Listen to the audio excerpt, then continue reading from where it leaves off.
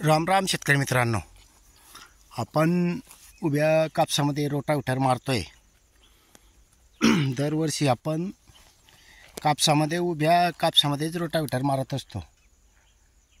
सगळ्यात महत्त्वाची काळजी घेण्यासारखं आहे की ज्या वेळेला आपण रोटावेटर मारतो आणि आपला जो कापूस असतो तो आपण 4 बाय 5 बाय जे एका बाजूची साईज असते, ही समजा ही आपली 4 फुटाची आहे आणि एक 2.5-3 असं फूट होतं अंतर।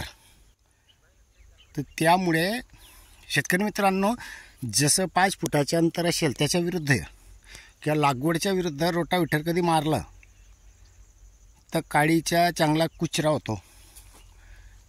त्याचे महत्त्वाचे कारण असं की ज्या वेळेला आपण समजा एका लाईनला मारत गेलो तर जवळजवळ असल्यामुळे पाते पाहिजे तितकं तोडत नाही, हे तोडतं तोपर्यंत येऊन जातं, त्यात अटकतं आणि ट्रॅक्टरलाही लोड येतो आणि पाहिजे तसं होत नाही।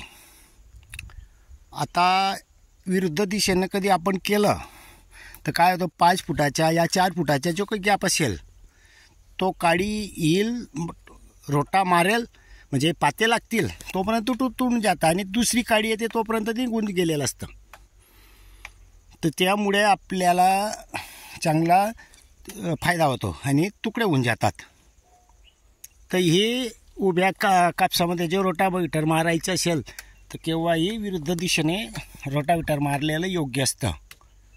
आता या कापसामध्ये जे काही बोंड आहेत अशा पद्धतीने, तर याचं हे सर्व काही आपण आता आपल्या जमिनीमध्ये पडणार आहेत, पूर्ण काळी कचरा जो काही आहे तो। याच्यामुळे काय होतं, आपल्याला रासायनिक खतावरचा खर्च जो आहे तो याच्यामुळे कमी होतो आणि जे काही सरकी पेंड आणण्याची गरज पडते ती आपल्याला काही गरज आहे का, हे याच्यावरून आपल्याला अनुभव येतील। आणि शेतकरी मित्रांनो, हे कुजन प्रक्रिया आपला SR कल्चर असल्यामुळे फास्ट होते। तर शेतकरी मित्रांनो, केव्हाही कापूस रोटावेटर मारताना हे करा आणि शक्यतो उपाडून न घेता या अशा पद्धतीने कधी रोटावेटर केलं, सर्व काळी कचरा गाळला गेला तर आपल्याला 99% सांगतो रासायनिक वरचा खर्च ऑटोमॅटिक कमी होतो।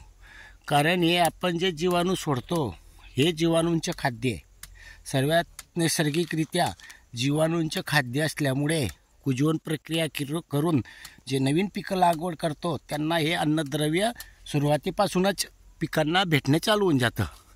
तर त्यामुळे या अशा पद्धतीने काळी कचरा जे आपण म्हणतो ते हे सर्वात महत्त्वाचे, हे काळी कचरा। आणि विशेष म्हणजे आमच्याकडे जास्त प्रमाणात आताही पाऊस होता तरीसुद्धा बघू शकताय तुम्ही कशी माती निघते। तर आणि विशेष म्हणजे भुसभुशीत माती निघते, हे आपण वरच्या शेतामध्येही दाखवलेलं होतं, इथेही तेच कंडिशन आहे। इथे फक्त काय झालेलं आहे, हे जास्त दाटी असल्यामुळे थोडा अजून ओलावा आहे, पण हे 2 दिवसानंतर यात सिंगल अजून म्हणजे अजून एकदा रोटावेटर झालं की पूर्ण क्लिअर होऊन जाईल आणि आपल्या याच्यात जे खालती कडक होऊन जातं बुवा, हे रासायनिकमध्ये होतं, नैसर्गिकरित्या जे आपण कल्चर सोडत राहतो त्याच्यामुळे ते होत नाही आणि योग्य पद्धतीनं नियोजन होऊन जातं, लवकर पिकं आपल्या हरभरा हा लागवड होऊन जाईल। इथं दुसरी गोष्ट अजून, हरभऱ्याच्या शेतामध्ये भरपूर लोक काळी कचरा ठेवत नाही, विचून फेकून देतात, बुरशा लागतात, पण तसं काही एक प्रॉब्लेम येत नाही, हे तुम्हाला समजेल। अजून मागे आपण जेही लागवड केलेली आहे अशीच लागवड केली आणि तेही दाखवलेलं आहे आणि याच्या पुढेही आपण दाखवणार आहोत। धन्यवाद।